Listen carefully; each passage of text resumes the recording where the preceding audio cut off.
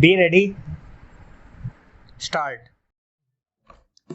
Madam Deputy Chairman, I welcome this opportunity to make a few observations during the discussion on the finance bill.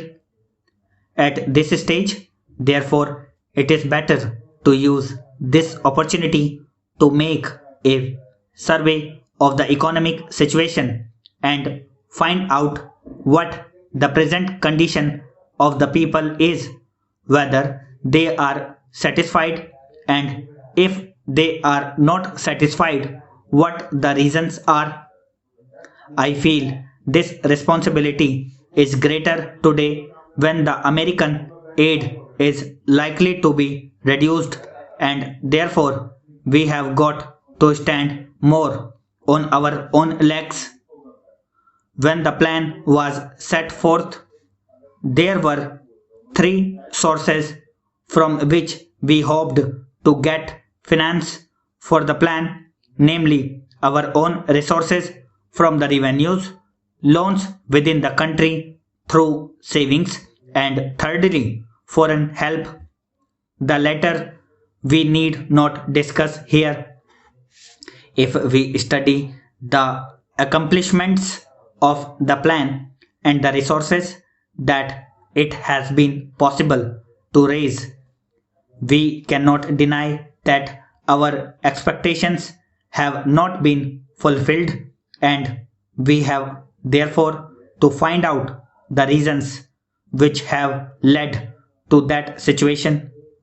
Here, incidentally, I would like to touch in a sentence or two the entire theme of the speech of Mr. Bhupesh Gupta.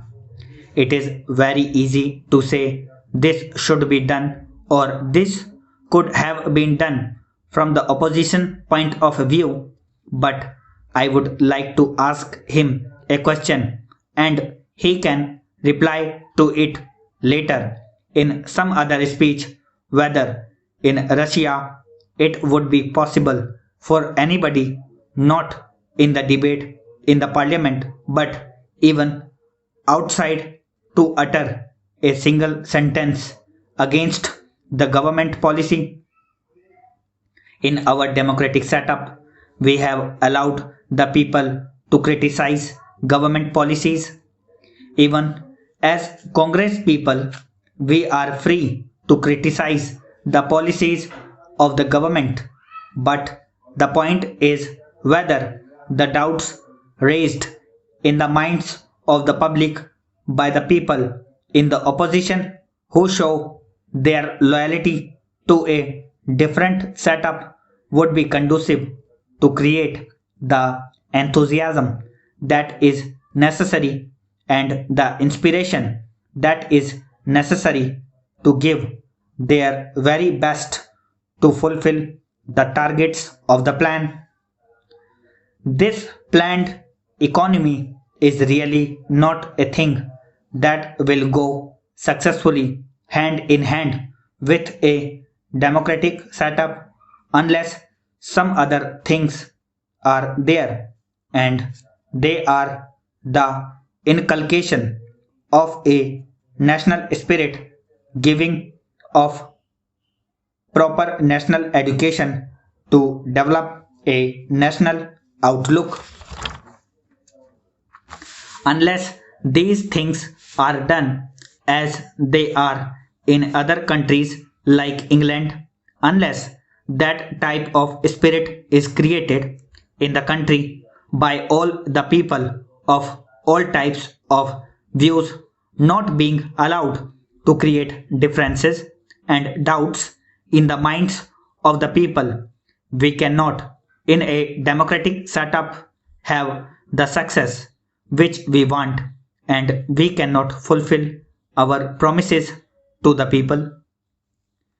Without going further into that aspect, which really came to my mind as a result of the long speech of Mr. Bhupesh Gupta, I would like to make a few suggestions so that a proper attitude towards giving of one's best to the plan and to raise the national economy can be developed?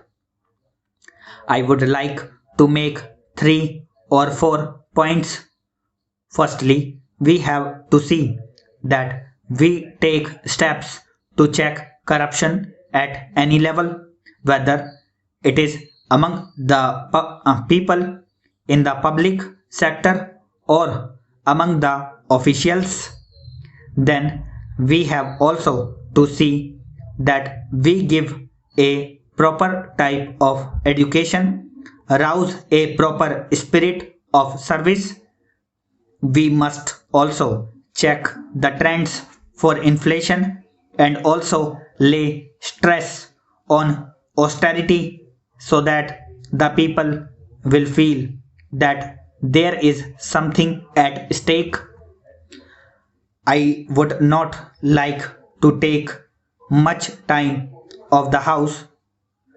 The main problem in our country is the growing population, and in spite of all the efforts that are made to raise the standard of living and raise production, etc., the results are not as easily perceptible as they should have been.